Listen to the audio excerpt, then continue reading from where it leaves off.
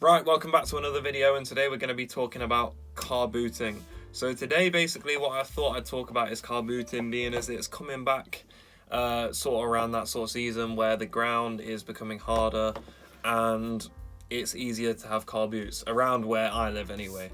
So I'm just going to be discussing different aspects of car boots. If you do, however, like this video, please like the video and subscribe to the channel. It genuinely means the world to me, and let's get into it. So the first thing about car booting, which I am going to explain, is what it actually is. So it's basically a big congregation of people where everyone will go to and they will sell items, funnily enough, out of the car boot. Usually that's what it is. So it's mainly just normal people. I've done it 3 or 4 times where I've sold my stuff on a car boot sort of thing. And it's just basically, it can be in a field, it can be, I've gone to one in a car park before.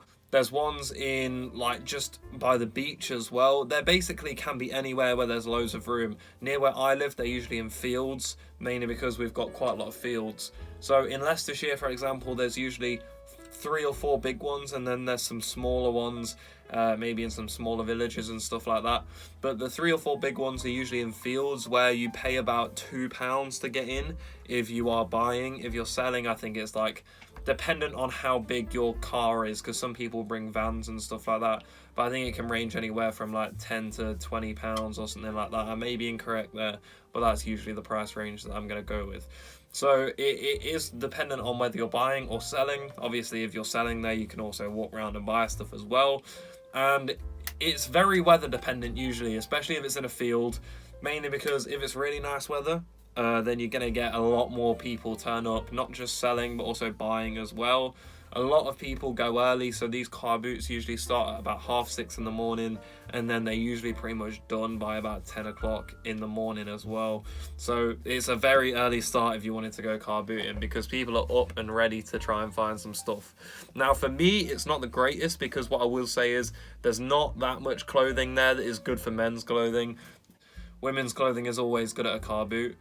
For men's clothing, not so much, especially clothing which I think is good quality. It's quite rare nowadays, but there's so many random stuff at a car boot. You can get just tools, you can get bikes, you can get pretty much anything at a car boot. So for me, when I'm looking for clothes, I'm not expecting really to go there and find anything. Sometimes I'll go there and buy Pokemon cards, because there'll be people selling Pokemon cards there as well.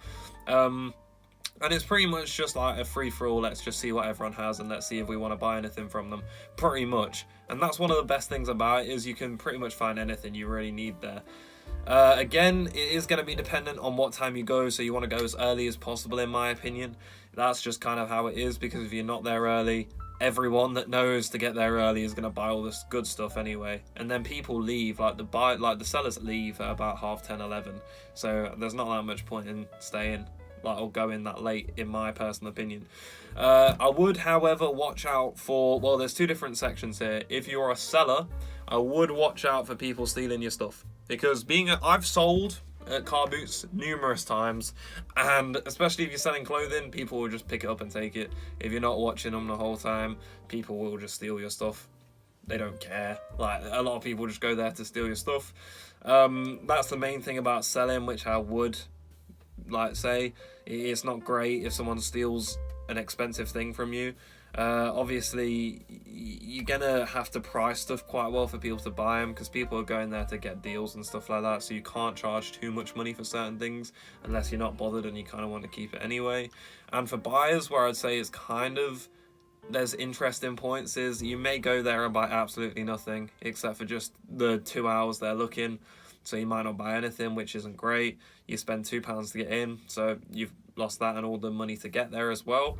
I would also say be careful of people giving you faulty things, especially if it's electronically based, because sometimes people will do that and never come back. Or for example, when you've bought games and there's bits missing from the games, or the game doesn't work, chances are though that person that sold you that isn't coming back, and you're never going to find them again. So always be wary, especially when you're spending a decent amount of money, that you could be getting something where they're kind of just selling it to you knowing that it's not good. That's not everyone, obviously. Some people will tell you and they will be nice, but sometimes people will do that and then you'll never see them again. So it kind of is what it is. but you do kind of need to be aware that this isn't a shop that's selling you these. It is just normal people like you'd buy off on Vinted or Depop or something like that. So it is something to always consider, that these people might not be the most trustworthy. I'm not saying they're bad people, but some of them might not be that trustworthy. It's just my opinion. It's like some people steal from car boots as well. Not everyone steals from car boots, but some people definitely do. And I've seen it numerous times and had some stuff stolen from me over and over again. Obviously, it is going to be quite an early morning for you if you are selling. I'm going to be honest with you, it's not great. You're obviously going to have to get there before everyone else. So you're waking up at like 5:30, 6 to even get there and get all your stuff ready. And you do really have to be really careful on people, because they will just try and knock you down on every single thing. Like money wise, just try and get you to reduce your prices.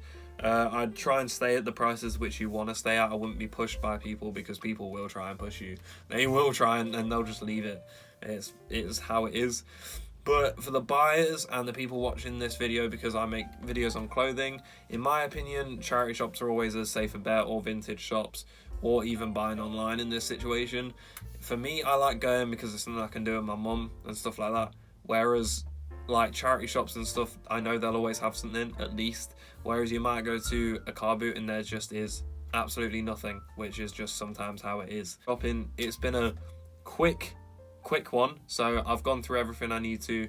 And if you have enjoyed this video, please like the video and subscribe to the channel. If you have any questions about car booting or anything to do with clothes, please write the comment down below and I'll respond to it as soon as possible. Thank you for watching, and I really appreciate you.